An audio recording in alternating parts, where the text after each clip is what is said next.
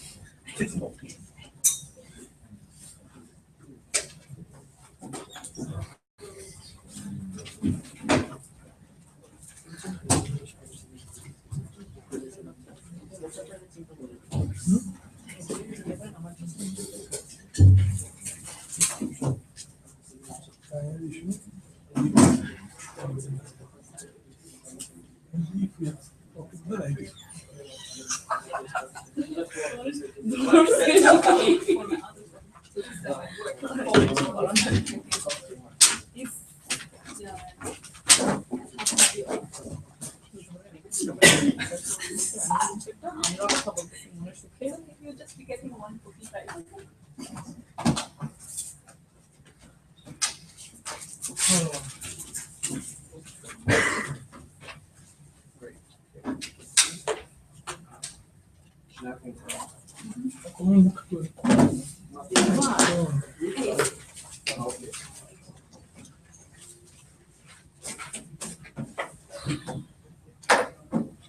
Right, welcome to round 3 of ABP 2015. Without further ado, I would like to invite the Prime Minister to the stage and the debate.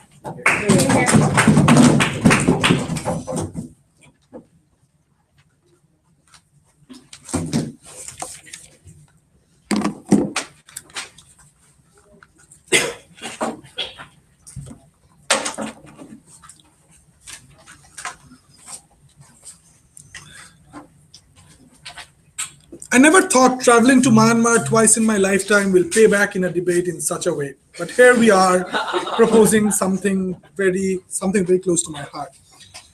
But without traveling to Myanmar, I think everyone in this room would recognize the fact that the most persecuted community in the world itself are the Rohingyas, where we have seen multiple instances where the atrocities has happened with this minority community who fundamentally looks different. They look like us, to be honest, from Bangladesh, because their ancestor actually migrated from Bangladesh to Myanmar long back when these national boundaries were not present. However, because of their different ethnicity, because of their different religion, they have been persecuted over and over the decades, and something that military junta has actively done in last 5 or 6 decades as we know it. But what came to a tipping point and what made things worse is when we thought there is a light of hope with Aung San Suu Kyi coming into the political process, we did not see any particular action from Aung San Suu Kyi, which makes us very sort of like disappointing to the progress that has happened in the democracy of Myanmar. But please note that the degree of persecution that has happened has gone beyond just killing indiscriminately, right? It has gone beyond not only killing people actively just because they are from a particular ethnicity or a religion, but it has gone beyond to that extent that they have been burned down. The population control has happened. The Buddhist monk has gone and burned their villages. And that's something that we think has been done deliberately. And the state has been a facilitator to those actions, ladies and gentlemen. We think that not only the loss of lives, but the social injustice that has been caused is something that goes beyond proportion and actually creates an impact through the generations of Rohingyas in this particular aspect. So what is the real issue right now? So we think, ladies and gentlemen, the idea that what do Rohingyas actually want? We think that the very bottom line problem here is that Rohingyas do not feel like a Myanmarese anymore or Burmese anymore. And we think that there are legitimate reasons. There are sort of justified reasons for feeling that. At this point, they feel that they are an identity that is uniquely different. They think that the identity needs to be established. And we don't think that there is any other way to establish a meaningful identity under the current circumstance without giving them political representation as we want it. What is our model? We want to announce a general amnesty to whoever are the rebels if they give up their arms, and we do not want to, without any precondition, we want to ensure that their charges are dropped and they will not be any way persecuted. Secondly, we want to allow them to form political parties within those Rakhine regions and Rakhine state. But most importantly, we want to allow them to form local government in Rakhine state with a certain degree of autonomy where they can decide for themselves. We think, ladies and gentlemen, that degree of autonomy is something that is extremely important. We think it's also possible to review in every couple of years on a definitive period that you can think fit as a reasonable time being to review whether all the parties are keeping their part of the bargain, and if not, further actions can be discussed. But why this model is the way to go? It's because of the fact, ladies and gentlemen, that at this point in time, there is two other options that we think is foreseeable. One is the status quo remains and the entire population becomes annihilated as we know it, because they do not have the political clout either, or the military clout, and the military junta and the society itself might just simply go and kill them. That's something that we do not want, right? But the second one is giving them a general amnesty, but not giving them political power, or vice versa. In either of those cases, we don't think that we are in that situation where you can have a general amnesty, but give no political power. It does not achieve anything. I think the entire population of Rohingya rebels, as well as the population, has understood that it has gone beyond that point where they can coexist. In order to make them believe that they can coexist, you need self-determination. That's something that we think that is required, right? So that's why we think this is the right way to go. Yes, sir, opening. Are the Rohingyas currently an armed resistance? Yes, there are. There are fringe armed resistance in the Rakhine states. There are armed resistance in other parts where Christian minority as well as they are present. But in most of the cases in Rakhine state, there is a rise of armed resistance within the Rohingya population. Going back to the argument that why this local governance can work. Because of the idea that, ladies and gentlemen, that particular Rakhine region is indeed rich in resources, we think that they have a possibility, if they want and if they have the control of those resources, can actually propagate and make economic betterment for themselves. How? Because we think, ladies and gentlemen, that they have the idea of how to survive on their own, and they have demonstrated that in years before, and that's exactly why we think they can do this on their own. But secondly, ladies and gentlemen, there is formal trades that can initiate within those regions that share borders with Rakhine state, which is Bangladesh as well, and something that has not been explored by Yangon or the formal government because of the fact that simply do not care about those regions on the very first place, right? So we think the moment you open, you give certain amount of self-autonomy and ability to self-determine, ladies and gentlemen, the rich resources that you have in fisheries, in marital borders, that's something that they can actually harness and make sure that the development occurs. But most importantly, ladies and gentlemen, the moment there is an economic emancipation that happens, an empowerment that happens, that's where exactly people start to realize that why that zone and that modus operandi of formal economic development is far better than the current status quo, which is of violence. We think that's an internal experience that this generation of Myanmar, Rohingya people have not experienced, and that's something that they need to do. So my last question in this house would be, is there a trade-off, and are we negotiating with the terrorists? While we recognize that this armed rebellion is growing, but the question is whether are the terrorists and whether we should negotiate with them. We don't think that terrorism is an idea that is in absolute, that you can call someone terrorist without understanding the context. We do agree, ladies and gentlemen, that there are particular instances of loss of lives and the model that they operate in. But if you look into the context of the years and years of oppression, we think they have been pushed into that zone where they have no other option but to take violence and resort to violence as any meaningful way of moving forward. So we don't think that we can blanketly call them terrorists. Finally, ladies and gentlemen, will it work? We think, yes, it will work because of three particular reasons from the side of the Rohingyas. First is, as I told you already, they won this already. Secondly, ladies and gentlemen, we think that the rebels will not have that narrative within those Rohingya population anymore, going back and telling them that, yes, the government is definitely not giving us rights, and that's why we need to arm rebel and we need to kill people. That's something that is automatically not present in the future world that we envision, and that's why we think the political cloud will improve. And finally, ladies and gentlemen, we think that is the only way where we can propose some change. We are very, very proud to propose this motion. All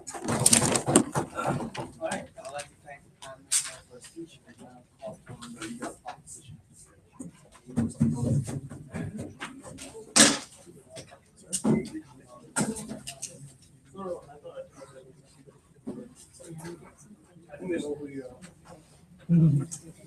I'm so sleepy. Where's the table?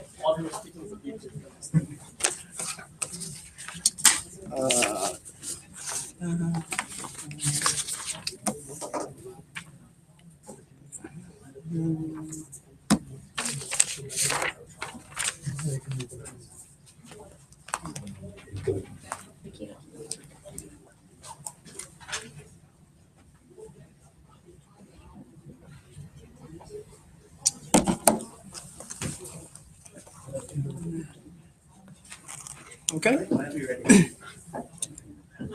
There's a really big assumption that's been made on side government that we think is a fatal flaw. The very simple fact that they think the junta who's in charge or the democratic elements of Myanmar are likely to have sufficient goodwill to treat these people well, whether or not they have political representation. We completely disagree with this particular point. And I'll be proving that to you in two things that I'll be talking about. Firstly, in terms of the context and its implications. Secondly, why is it this deal will really fuck up the Rohingyas and the other minorities. Side opposition stance and our burden is simply to show you how this policy is likely to make things worse for these minorities rather than the continuing low intensity conflict that we see in status quo. So we are willing to accept, yes, the current displacement of people and the harm that they are suffering, insofar as their policy is likely to make things far worse. Let's start with the first substantive in terms of context and implications. And here's also where we rebut the government's assumption that this policy will lead to a united Myanmar. Here's the thing. The acceptance of its deal and its success is heavily contingent on the Burmese people recognizing the Karans and the Rohingyas as Burmese people with legitimate realms and legitimate goals and roles within their own country. We don't think that's going to happen simply because you offer them this deal. Very simply because the sectarian divide is something that is ancient, that is centuries old, and that owing to colonial divide and conquer policies and a 500-year-old ago invasion of Myanmar by these very minorities essentially means that there is a great and long history of bloodshed between them. They are not people who can be easily united simply because you offer them a peace deal. And that's why we think side government is jumping the gun. Rather, they're trying to sweep the problem under the carpet and treat the symptoms without letting the cancer fester underneath all of it. Three outcomes that are really bad because of this. Firstly, we think that pro-democracy activists who are generally silent about the suffering of such minorities, namely Aung San Suu Kyi, can simply smile and wave without answering the tough questions about the continued and systemic abuse these people are likely to still continue to suffer,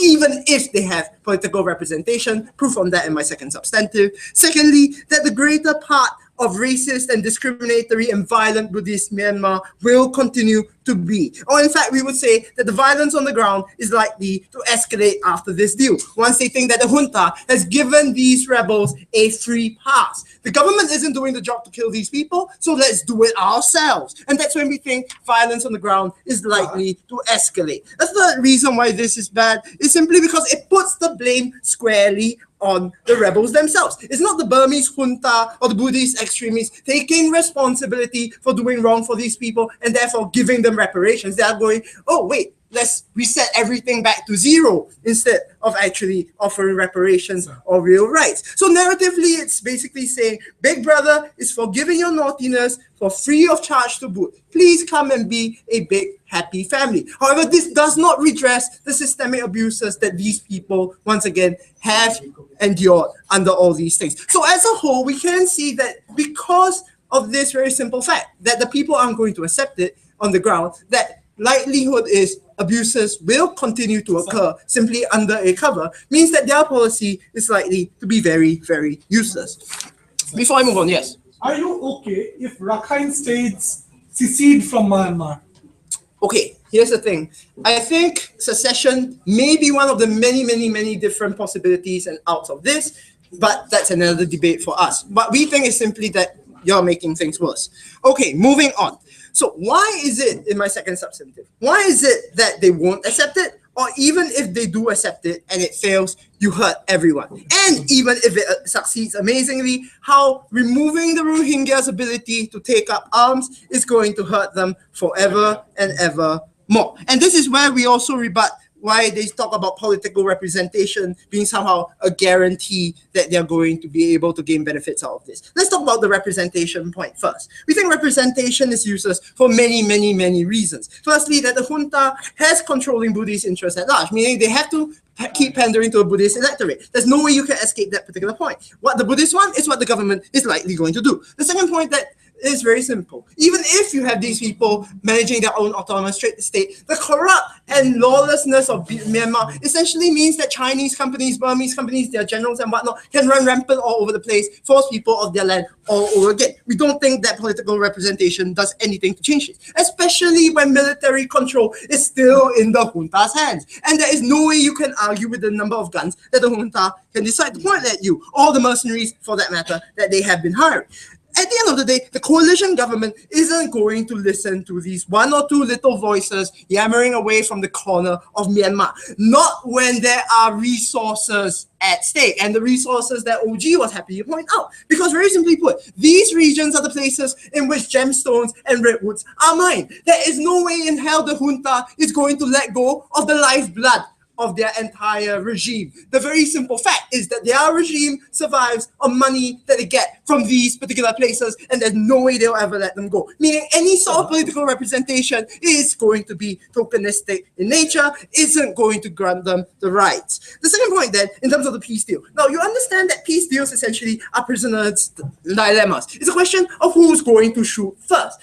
Knowing at the very simple stage that the government is going to probably, as I've already mentioned, for many reasons, act in an asshole way to them, they are going to probably try to build up their own forces and act in an asshole way back. All we get simply is an escalation. And we've seen this happen in Sri Lanka between the Tamil Tigers and the Sinhalese. Violence simply returns in greater and bigger cycles. The casus belli, or the reason why people want to go to war, only gets higher and higher every single time a peace deal is broken, negotiations go down, or lies are being told, and one side decides to shoot the gun first, simply blowing everything up even worse. And that's why we don't think that they're going to solve these outcomes. It means that the people who are there are going to be further mobilized. It means fundamentalists from all around the region are going to go there and increase the number of people fighting, just like ISIS does in Syria. And that's why we don't think there's a better outcome on site government, because it divides the people even further. The cycle of violence continues and continues, and you cannot break it in this particular way until someone, i.e. the junta, actually manages to lose out. Because at this moment, as long as the junta holds all the damn cards, and as long as these people, the Rohingyas, have no other option other than guns to voice their dissent, we think that you make the problem worse. For all these reasons, go with OO. Alright, I would like to thank the leader for that decision for his speech. And now Paul, the Deputy Prime Minister, to the stage.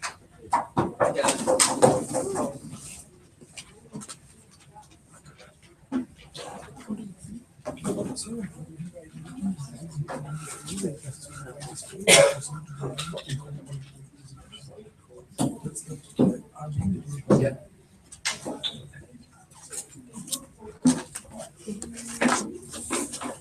God.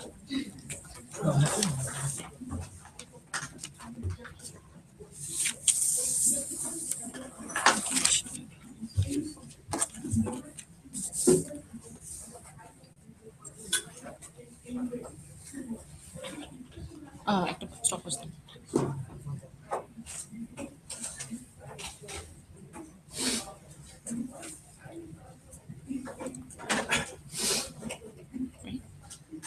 We've seen this particular model work in Nepal when for the Mayas, there was a deal struck and there was peace following that particular deal, right? They let go of their arms, there was a peace deal, and eventually today Nepal stands at a much better place than it used to be years ago.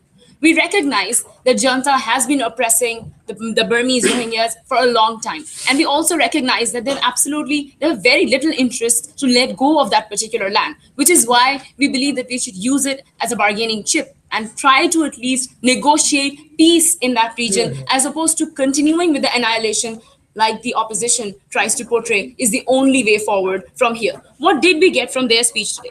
We hear one, that guns only increase or escalate violence, and as a result of which, the only probable solution they want in this particular scenario is to keep guns within these rebels. We tell you that is exactly the problem. One of the sides will have to let go of their weapons, and we're telling that both should have to. We're telling that the moment you promise that you're not going to use these particular guns, that this violence is going to be gone, you promise in exchange, you deliver peace, and that is something you have to live up to. So yeah, at best, what you can do is have a consequence if you fail, right? So if it's a prisoner's dilemma, there can be actions taken for the fact that you've lost your end of the bargain, right? So UN can pressurize you, international community can intervene, there can be extreme measures taken against you in terms of trade. And these things have worked on different countries at different times historically. However, at present, what is the solution in Myanmar, or what is really happening? The answer is nothing, and they stick by it. On a second level, we tell you in the status quo, what we have is conflicting narratives. There's the narrative of the junta and Buddhists,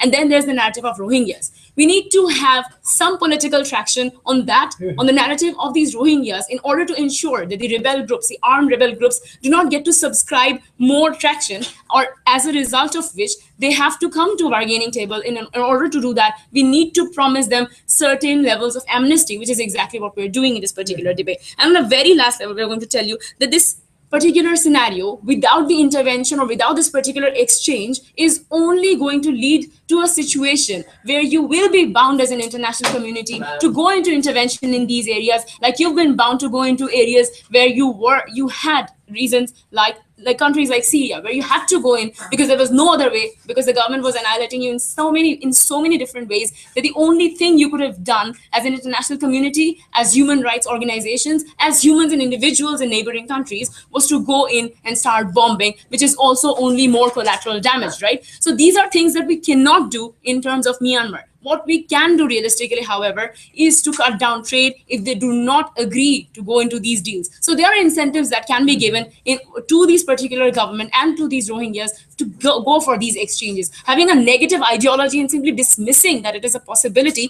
is not something that we can really debate on realistically. Before I move on, yes. Until the people of Myanmar change their disposition, things will only get worse. And you can change neither the junta nor the Buddhists' perverse incentives. In their best case, they are doing nothing. Let's recognize that first, right? They're not really telling you how they plan on to changing the predisposition of these Burmese people, which, by the way, has been getting worse by the day, which, by the way, is not really improving despite Aung San Suu Kyi promising so many things, right? So what is the one thing that can work today? The one thing that can work is for these individuals these armed individuals to let go of their weapons and have a local governance system established, right? What happens in terms of these autonomous deals? What really happens is that these individuals get political representation. What does this particular word really mean? It's not that you have a voting right, which, by the way, they don't have currently. It's not that you only get citizenship, which is, again, something they don't really have currently. But it's also the fact that your opinions are voiced out. It's the fact that the religion you believe in has some sort of acceptance and acknowledgement in the society, that you are being allowed to practice your own religion. You're being allowed to marry into the families or to the people that you want to get married to. As a result of which, what really happens? You get to bloody live your lives. And that is the exact thing that these particular armed rebel groups really want at the end of the day. They want to have a life. They want to move on from the particular situations they are in today. And what is the one thing that can bring that? When junta stops oppressing them, and they cannot possibly go for any other sort of belief on this particular junta unless there is something in exchange, and that particular exchange has to be local governance, because if there is no governance, if there is no political representation, then what they are giving up their rebels, their arms for is nothing, is essentially more escalation of oppression. Before moving on, Mubarak, you were standing. This will sound very vague, but trust me, it will make sense later. Why was President or Chairman Mao were able to kick out moderates like Deng Xiaoping and General Li Zui from the Chinese administration? Okay, I'm like, really, it is vague. I really don't get why. But I will just say here that in the case of Nepal, what really happens is that it's simple, that there was a problem, and as a result of which, putting it simply in layman words, they got to negotiate with the things that really they had in their hands. And what was that? There was a bargaining chip that the rebels had versus the bargaining chip that the particular oppressive government had, which is exactly what we're putting in this particular scenario. So moving on, what is the end goal of this, right? So what happens is, number one, because of these, like Rishad already told you, that it's the incentive of political process or the political progression that drives the people in these rebel groups, right? So essentially, they want this representation because they need to be participative, because they need to be able to start living their lives, and because of that, they would be willing to come onto this bargaining table to go for this exchange. On a second level, we tell you that diplomacy has not worked so far for them, right? So now it has to be used in a better way, as a result of which we have to make sure that this particular Burmese government and junta have to live to their side of the bargain, right? And on a very last level, is it possible to deliver these consequences to these individuals in the rebel groups without what we've proposed here today? We tell you no, because under the current status quo, what happens is either these people get to go with this level of oppression, or unless international community really intervenes in all kinds of bad ways, or if that doesn't happen, what essentially it leads down to is simply that this violence keeps on going. Essentially, more generations of Rohingyas will suffer. But not only that, there are other minority rebel groups within Myanmar that also suffer. However, if this particular deal can be struck, then we tell you that these individuals set a good precedence on how things can be made improved in these particular areas, right? As a result, due to the traction that Rohingyas get, due to their movements, due to the change that they introduce, other such rebel groups that have been harmed, already oppressed systematically over the last years, can also get some sort of momentum, can also be voiced and get representation. We stand for all these, and that is why we are very proud to propose today. Right. I'd like to thank you this time, and now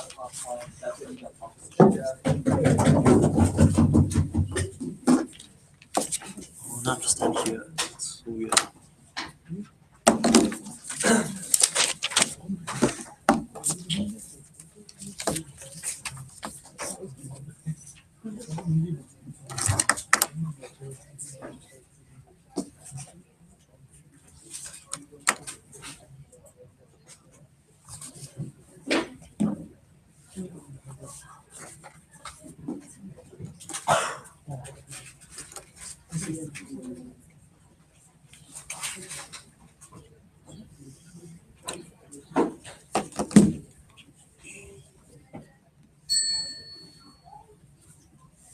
You know what they say about Trojans bearing gifts, because this is the worst sort of Trojan horse. Let's offer Rakhine State pseudo-autonomy, possibly something that looks very much like secession. How could that possibly be a bad thing? You get peace, you get political representation, all these nice and abstract things that you can throw around.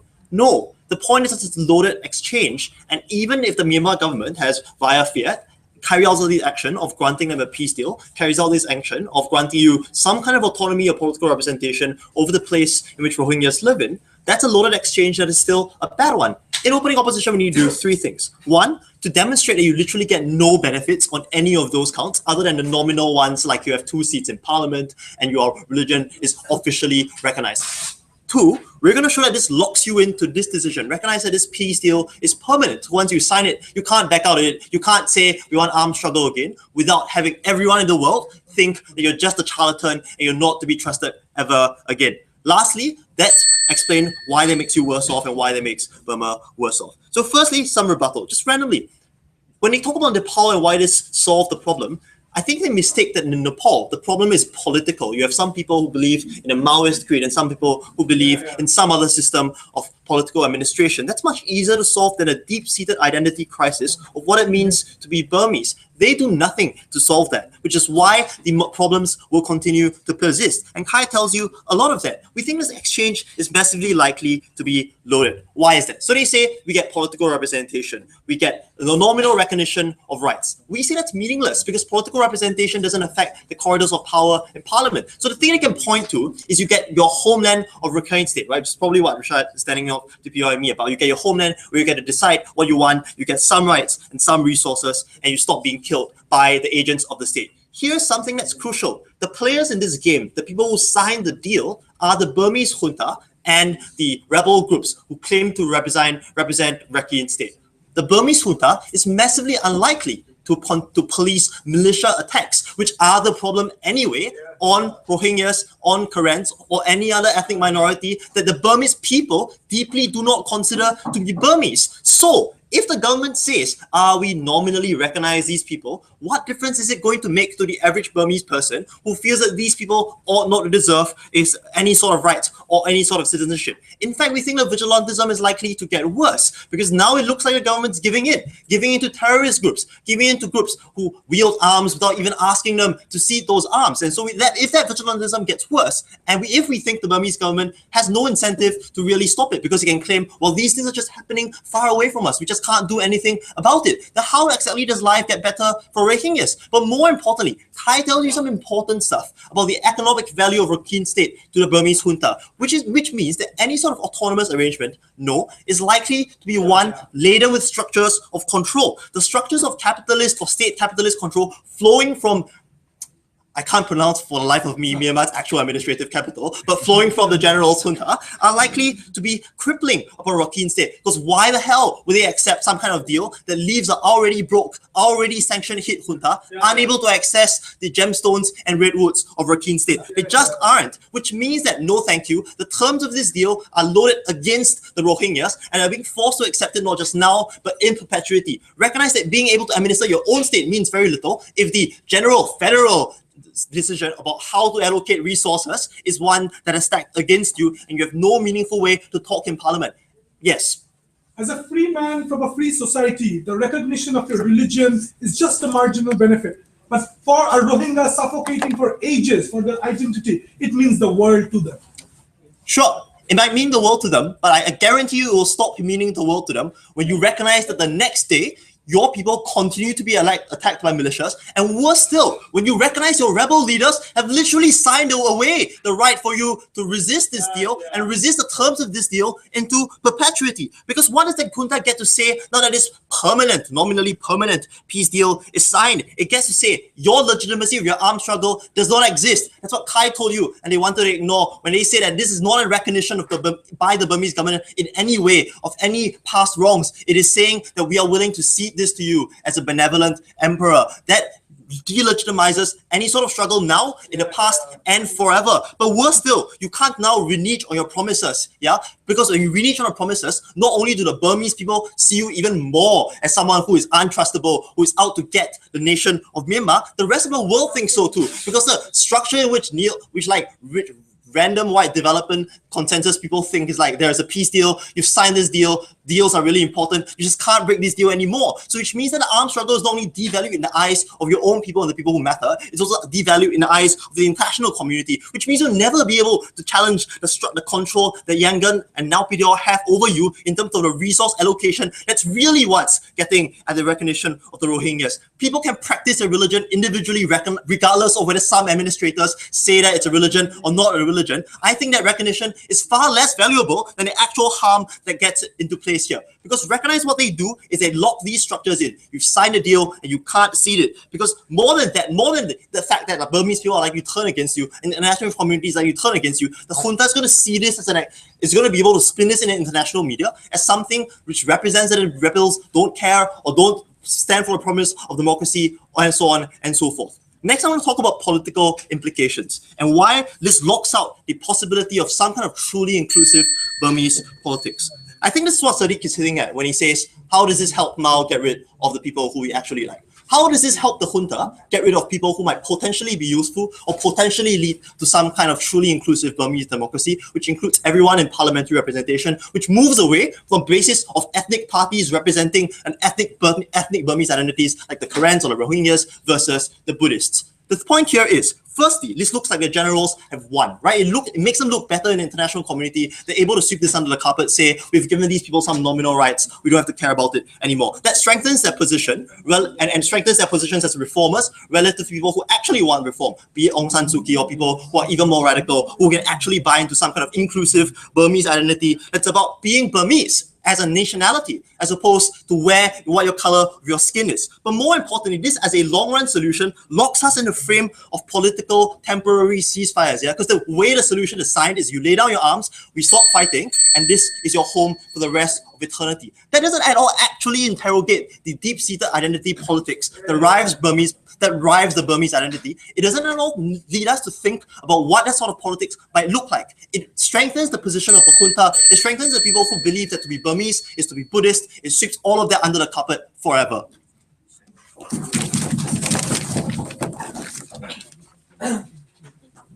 Alright, I would like to thank the Deputy Leader of the Opposition for this speech, and moving on to the second round, the member of Parliament. Fuck. Actually, a camera. So I'm gonna be seen on TV or something like that. See, yeah. My mom always told me that debate wouldn't get me famous. You're wrong, mom. Okay. So I'm just gonna be looking at myself. To begin.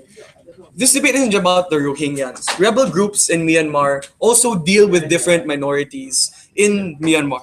They deal with, say, for example, the Kachin movement, who we had deals with in the past in 2001, and were able to subjugate under the military junta. By subjugate, we don't mean that we killed them. What we meant, ladies and gentlemen, was they were civil enough to put down their arms, and they were civil enough not to shoot up more people in the future, which shows you that minorities in this country, like Myanmar, for example, doesn't just say give you false promises, or doesn't just go for political representation and then go to war afterwards. It shows that they are civil enough to go within that negotiation, and it shows, ladies and gentlemen, that they can listen to the government. So the only question in this debate is it in the interest of the Myanmar government or the Burmese government to give these people political representation? Up until this point in debate, opening government just kept saying yes because they are human. But what we will do is we will link it to the interests of the Burmese government and say that internationally, the only reason why this country is surviving comes from aid from neighboring countries, and actually comes from the heavy support of Western states saying that they need help. They are a new democracy, and as a democracy, they need to be given representation in the international community. What we will extend is all of those benefits will go away unless they can solve their problems with refugees, with the Rohingya rebels, and solve their problems with the rebels within the ground. That is the debate. We will link it to Rohingyans and not to say Nepal and other countries. So thank you. First, we want to rebut a couple of things coming from opening opposition.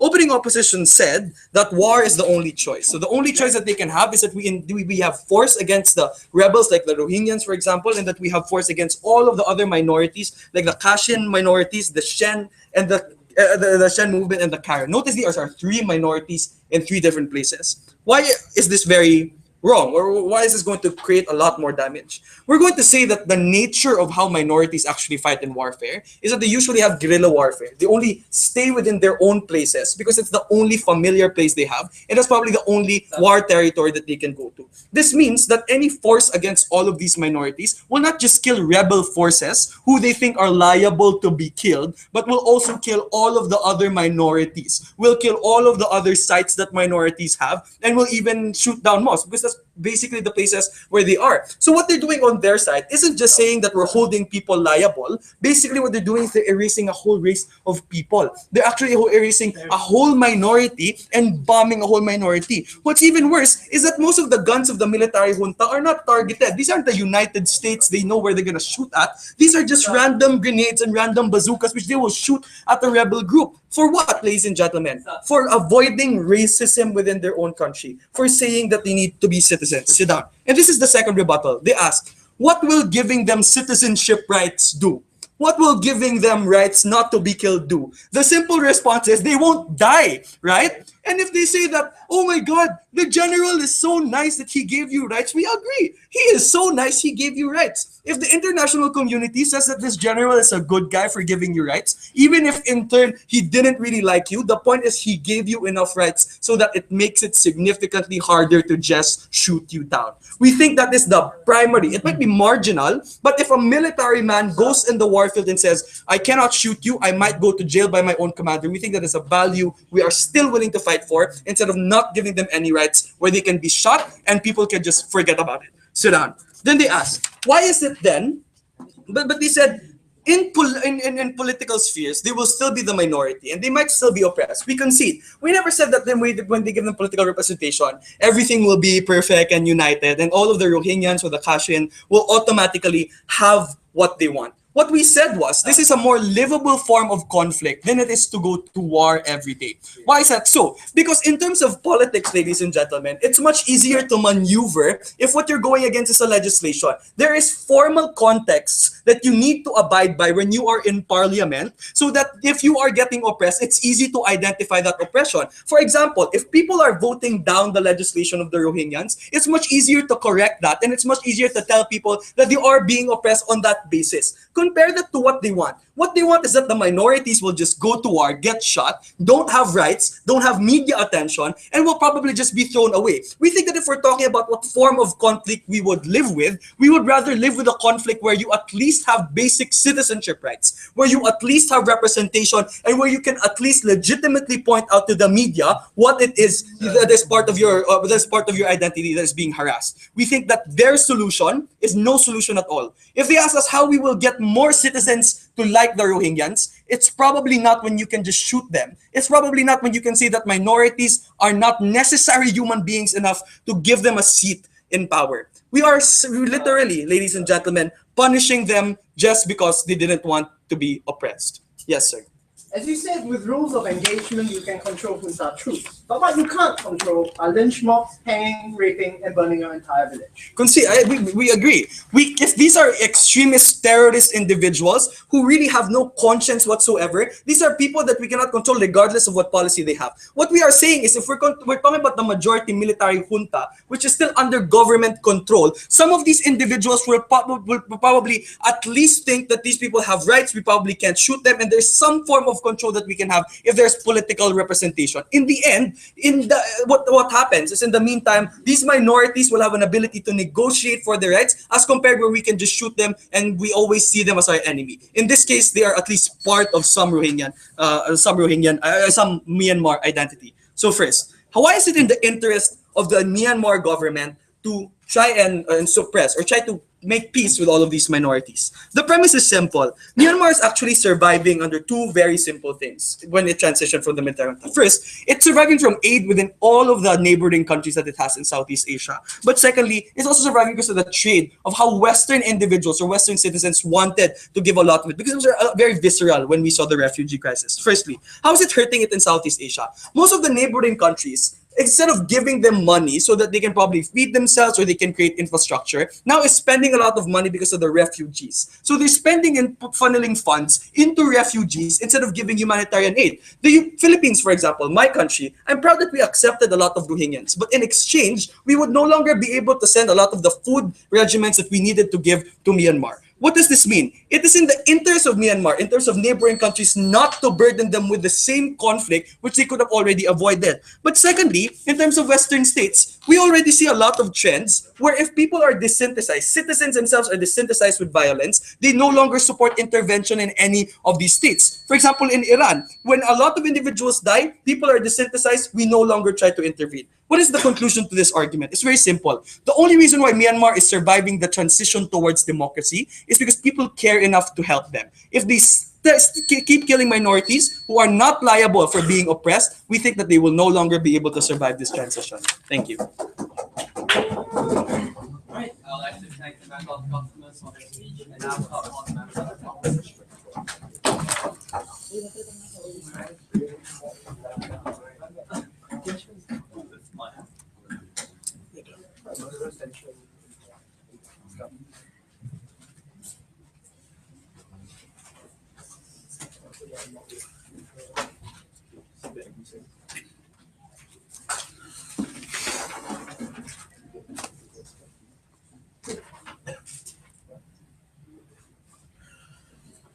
It was a bit weird when side-opening government started talking about the Rohingya. When we talk about armed rebels in Myanmar, the vast majority of them are in the north. We are talking about groups such as the Shukura, Paiha, Palruku. These are groups which often want autonomy for themselves or independence from Myanmar as a whole. Let's get that out. A few characterizations before I want to move in. First, I'll talk about the thing we must understand is that these are groups which have been known to rape and pillage women within villages that have been known to not support these rebels. Often they go ahead and pillage villages of other ethnicities when these ethnicities are often in direct contrast or political opinion to these kinds of groups. These are groups which are objectively terrorists, objectively evil. Second, ladies and gentlemen, characterization this, right? We think Myanmar, to a large extent, has been able to go ahead and push these rebels to the borders. That means for the first time in decades, we've been slowly able to get some form of peace within some of these villages that these rebel groups have been dominating from before. We think, as radical as it sounds, we should continue pushing these rebel groups out as much as possible. We should give them no mercy. Third, ladies and gentlemen, what we would also say is that given the characterization of Myanmar is this, right? We would argue that Myanmar is a country that has been recently opening up its borders, and that means that economy has been growing faster these days. Tourism has spiked up. We also talk about MNCs going in, which is why Rishad was able to go there as well. We would argue that means that we would argue as throughout our extensions that this peaceful process of economic growth in Myanmar will be hampered to a massive extent throughout our extensions. Finally, it's not like alternatives don't exist. We are perfectly fine with peaceful movements that want to represent minority groups to engage in politics. What we don't want is to reward the extremist ones. 4 extensions. The first 2 will talk about why this will increase violence. The second 2 will talk about moderation and why it's bad for those regions. First, we think this is a bad strategy. We think the point at which you want to negotiate with them, negotiations is a process, right? It will take months, if not years. The point at which you start negotiating with them, remember the ultimate goal of these groups, these are not the people, right? These are groups which ideologically want their own country or at least autonomy. These are groups which are not satisfied with the idea of just representation of parliament. This means the most likely scenario is they will use the negotiations as like a, as time for them, as violence stops within that time, to be able to regroup and restart violence later on. This means you give them time to be able to regroup and restart violence, given the kinds of history that often exists, given that these groups often prioritize national sovereignty. That's violence 1. Second level of situation that is likely to happen, and this is even worse. The point is, ladies and gentlemen, that we think there's a huge likelihood of civil war happening in that situation. Why? First of all, what we must understand is we are talking about Tan Shuen, right? Tan Shuen is already on fragile grounds given that he's seen as pro-West within the military. This means there are already processes within the military where his power might be questioned.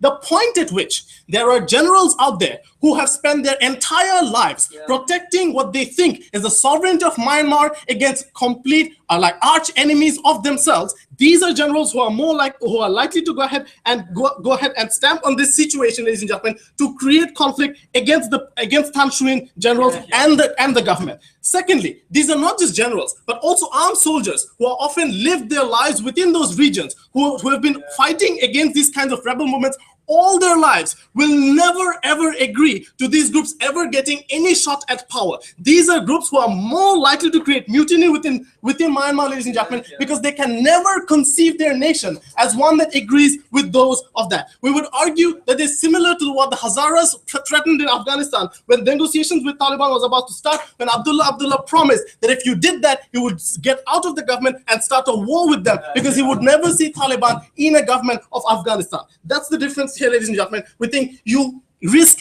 everything that Myanmar has had so far and create a situation where you have the possibility of complete civil war. We think that's horrible. Third, ladies and gentlemen, assume that none of this happens. No short-term violence, no long-term violence, peace. We think that's still bad because within these kinds of situations, we would argue that there are often peaceful movements within these regions that also go ahead and provide a counter narrative to the more radical movements that exist. For example, you want to talk about the Paiha movement, which is the rebel movement. There are also the Pariha movement, which was set up in response to the Paiha movement to tell people that we can go ahead and voice our concerns on peaceful ways, democratically. The point at which you reward the Paiha movement, this means that people within those regions are told that violence works. That's the problem. The problem is that the next time something happens, they will support the more like what you call radical sections in order to go ahead and push for their rights. This also takes out the moderate groups, because even in an election, the moderate groups are likely to lose, but the moderate groups are not able to show that they have provided any form of progress under their model. Sure.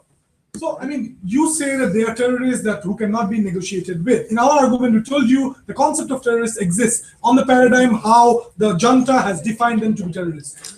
We told you that it doesn't matter what the junta said. When you go ahead and rape people within villages, you're objectively bad. Those people are civilians who just ideologically differ with you. We think at that point in time, you can't be trusted, as CG said as well. Moving on, right? The point at which this happens, this also means that these are individuals who are also likely to be the most radical in their views. This also means that the point at which they're able to engage in politics, they're also going to have and engage in a more identity-based politics within that country as well. In the long run, this also means even in the national government, moderates lose out, because as politics becomes more and more racialized and identity-based, these politicians feel the need to cater to the more radical groups in order to retain power. That means even within the mainstream government, ladies and gentlemen, we think moderates lose out. Sadiq will give the examples of Mao. I couldn't understand what he was telling me. Finally, ladies and gentlemen, in terms of incremental change, right, we would argue that once these rebel groups are able to get power within their own regions, right, because once war is over, assuming that it is,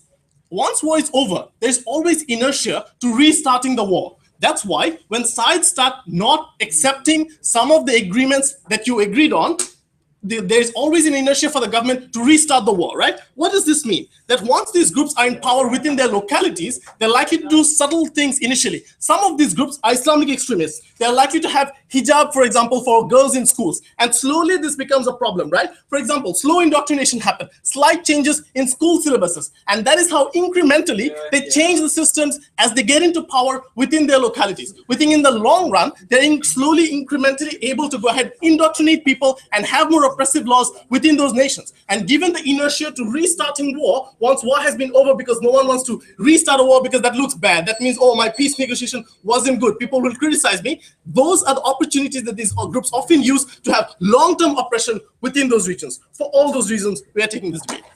Right. Let's thank the member of the session for the speech and our call about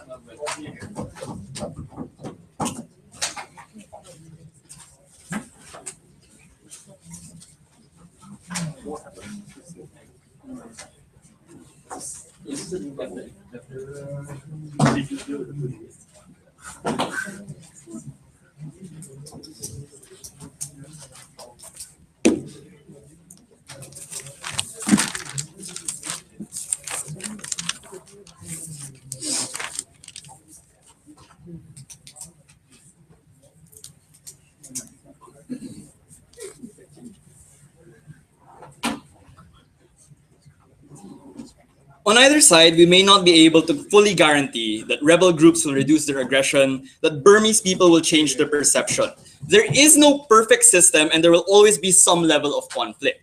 Given that, what we extended in this debate on closing government was that we questioned where exactly is the mandate and moral obligation of the Burmese government. And that's where we extended on two levels. Firstly, that as a gradually democratizing government, they have an obligation to represent minority groups on the negotiation table. This includes minority groups like the Kachin, Shan, Karen, Rakhine, Mon, Rohingya, and Shin, which are not all as terroristic as side-closing opposition would paint them out to be. And secondly, that it creates international repercussions that cripples the Burmese government and people, which is why they will have an interest to live up to that deal.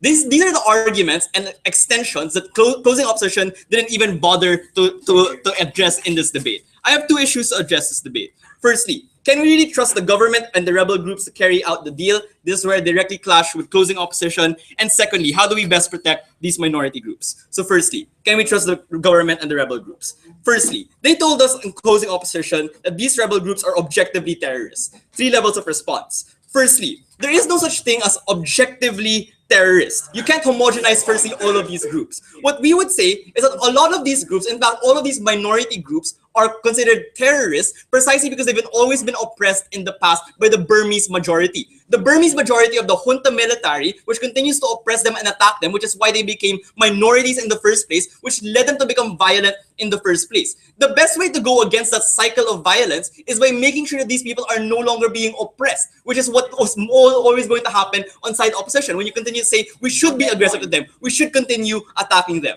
No, thank you. Secondly, what we would say is that part of the reason why they aren't always terrorists and are groups that we can actually trust is that they also have a history of actually negotiating with the government. No, thank you. That's why Abu talked to you, for example, how in December 2011, the government had deals with the Kachin rebels to stop operations against them. How in January 2012, they had a truce deal with the Shan ethnic group that we just reached in order to make sure that they stop conflict. These ceasefires and truce deals have continued to exist, which is why it shows that these rebel groups are also capable of changing. In fact, there are case studies across the world. Like, for example, how in Northern Ireland, you had the Sinn Féin military, which continued to attack people, but once they were allowed a seat in government through the Belfast Agreement, they actually became a lot more civil, precisely because they had the ability to have representation. We think it is true. Perhaps they may seem like objectively terrorists now, but the reason is because they have never been given an opportunity to show otherwise. And the only way you can do that is by having the opportunity provided here on closing government. No, thank you. On the third level, we would say is the reason why they will have therefore an incentive to change once they become part of this deal is on the first level, the autonomy that opening government was already discussing, but on the further level that they're going to be made more accountable because a deal means you'll be accountable not only to the Myanmar government but also to the international community, which is something that Abo was discussing to you about. If they continue to violate this, then people will continue to put more pressure on them to make sure that they don't do this. People will continue to put more pressure on them to make sure that they no longer become the same types of violent groups that continue to act and rape the people, like what side opposing opposition was discussing. So no, they may be violent right now, but what we would say is that violence can only be tempered in a way that we continue to make sure that they have the opportunity to go against it. No, thank you. But secondly, side opposing opposition told us that what this policy does is it tells us that violence works. It solidifies the idea that violence is a legitimate strategy. What we would firstly say is that this policy says we need to look for an alternative. What they're doing is they're saying that violence is the only way to fight and counter against violence. The best way to go against that is to make sure that there is other opportunities that have never been explored. That's why, for example, when you have negotiations like how Israel and Palestine would sometimes negotiate in terms of trading prisoners, for example, it doesn't mean that they're saying that they're solidifying and legitimizing the idea of violence by Israel or the violence by Palestine. They're saying that there are compromises that need to be made, that there have to be ways in order to make sure that these types of groups may not always be seen as violent, and you can always try to moderate these types of groups. And that's only possible when you give them that opportunity under our side. But lastly, on their idea that indoctrinates these types of, once they're in the position, they can indoctrinate people to make sure that there's long-term oppression and war. It's not as if once you have political representation as a minority group, you will be able to do whatever you want as a minority group in that government. You will still have counterbalances like the National League for Democracy, for example, and other people within that government to make sure you are still a moderate rebel group. So what we would say is that yes, we can trust these rebel groups, maybe not perfectly, but at least it's a better opportunity under our model. But furthermore, what we would say is that clashing with opening opposition when they said we can't even trust the government. Yes, we told you that we can precisely because what Abo talked to you about. That Myanmar has obligations with the international community with its role in the ASEAN and with its role and its growing connections with the West. We think they can be able to moderate those types of connections and they can be a trustworthy government. But before we move on, yes. The economic and political incentives of the junta to control the periphery of Myanmar will always outweigh its incentives to play to the international gallery for aid. Why should rebel groups sign themselves to the perpetual servitude? Firstly, we said that the Myanmar government is also growing in ties with the West as well. Meaning, it's not as if the minerals that they're going to get, for example, in the northern borders and the northern peripheries are the only thing that they can get. The fact that there is more trade, for example, is an avenue that's more likely to incentivize these Myanmar government precisely because it diversifies their economy. So it's not as if they're going to be bound and stuck to the idea that they will always want to control these resources. The second question, how then do we best protect minority groups? Opening opposition told us that the Burmese people will always discriminate against these minority groups.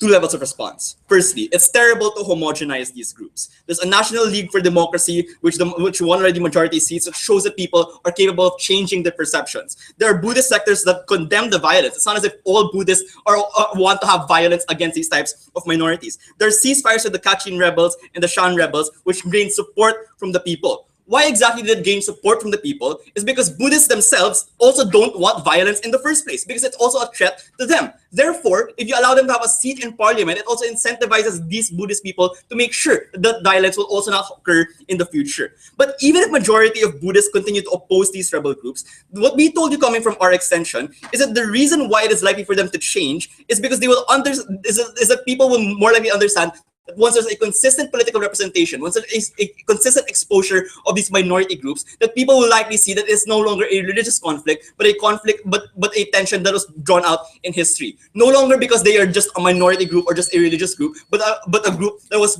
being terrorized by the junta, and a group that we can also go and support. That's because political representation is ultimately about providing accountability and an active voice. It's not perfect, like what Abba was talking to you about, but at least it forces the government to the negotiation table. At least it forces the government to give representation to these minority groups, and it's a much better deal than we'll have an opposition. We're very proud to post. Right. I'd like to thank Governor Wood for his speech, and now call on the opposition Wood.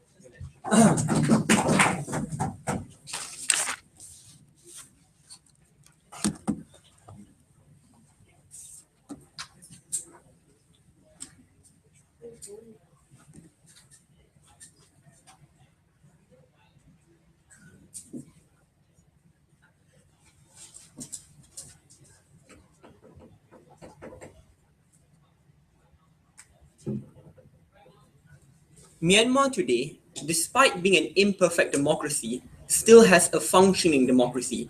Aung San Suu Kyi has been released. There are 2 elections, one more is coming up in November. Approximately $51 billion has been injected in the last 3 years. We are moving to a path in which long-term changes, in which minority representation can exist, a world in which civil wars could be extinguished. Something which both sides completely ignored in this debate is one of Mubarak's most important extension, which is the possibility of a coup d'etat happening, which forces internal conflicts among the armies, among the generals, individuals who hold the keys to power, individuals with the most literal firepower, which will kill innocent civilians in the most bloody conflict in comparison to fighting small militant groups. Now you're going up against the strongest faction in that government. We think that's the priority in this debate, and that's why we'll win besides the other 2 extensions. 3 things we're going to look at. I want to look at the most important part of this debate, why their policy forces coup d'etat in Myanmar, perpetuates civil wars in the long run.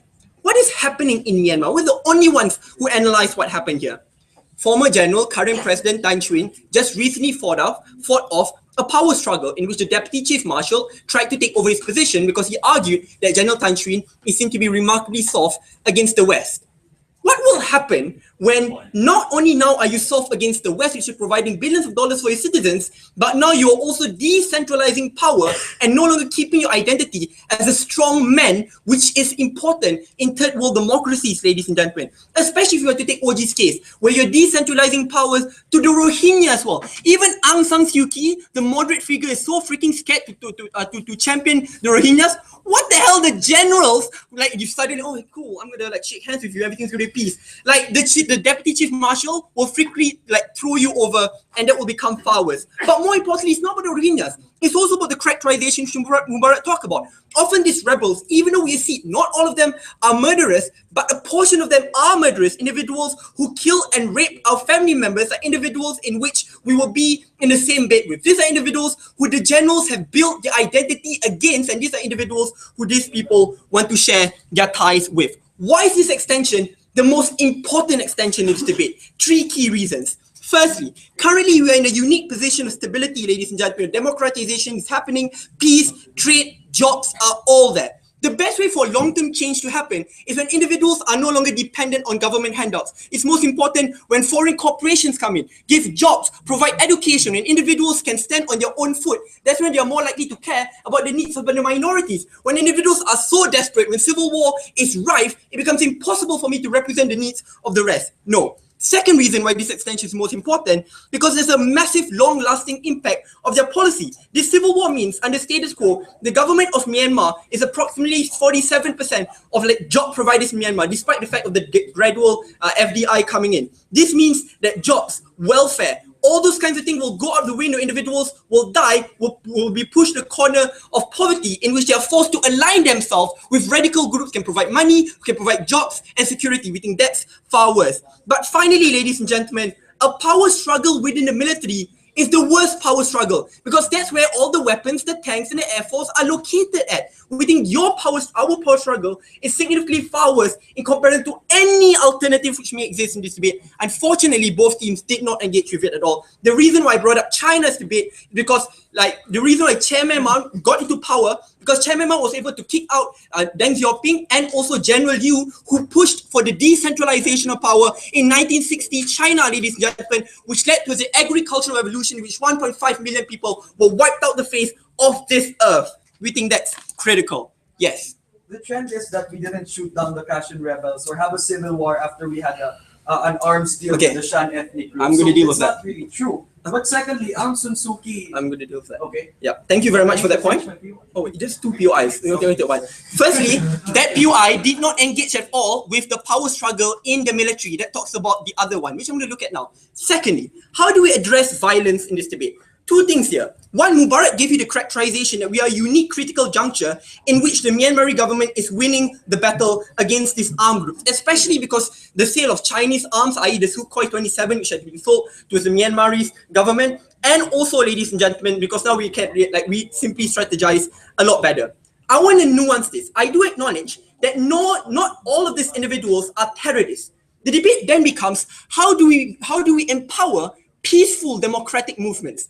Your policy disempowers them. Why? Because now the only reason why political representation is foisted to these individuals is because they had a legacy of killing people. It's because they were militant before. It's because they held up arms. What does this mean? This means that you're rewarding violence which leads to political representation. If I'm diplomatic, if I'm the PLO, I will not be given power, because power is not based on peace. Power is based on having guns to begin with. We think you further entrench violence even more. No. What is the comparative in this debate? In our world, we empower the voices of moderation. The example is the Hakimullah, what's the name of that guy? Hakimullah Masood tribe of the Taliban, ladies and gentlemen, who was actually empowered at the point in which the Pakistani government did not want to negotiate with the more crazier militant tribe. The point in which you negotiate with these individuals, that shows that the only way in which I can get sovereignty and peace is that if I'm to wage war, if I'm used to use violence. That's why it's so odd that he talked about the Kachin movement. The Kachin movement was bad. One, because it radicalized other groups. That's when other peaceful movements realized that the reason why the Kachin movement gained representation is because they were violent before. Why do you want to be peaceful when peace is not getting me any gains? But secondly, it also empowers internal radical movements within that group. So previously, if I'm Hakimullah Masood, the more peaceful guy, I will lose my supporters because I'm not the one getting political gains, but it is the extremists who are using weapons are the ones who gain political gains in the long run. We think that's why, comparatively, ladies and gentlemen, we are the ones who empower the internal movements of democracy, and their policy empowers the radical ones. Finally, Mubarak also told you that in the best case scenario, their policy will lead to subtle methods of discrimination and oppression in these secluded zones. Their mere response is say, but guys, it's comparatively better because we still have some control over these individuals. That misses the comparative. One, again, if these are extremist groups in which you're empowering, now you give them time to recoup, to rearm, in which they can now launch further battles. But secondly, Mubarak also told you, what does autonomy mean? They put subtle methods of discrimination. Now you wear the hijab, then you need to wear the niqab. After that, with the forced and indoctrinate religious education upon you. And then after that, it becomes a launching pad, ladies and gentlemen, for more extremist activities. Those subtle changes are things in which we want to stop. Even if, ladies and gentlemen, we are to lose this small secluded debate with these terrorist groups, a civil war in Myanmar will destroy what's currently a prosperous Myanmar. Right, so this is the end of the debate. I'd like to invite our speakers.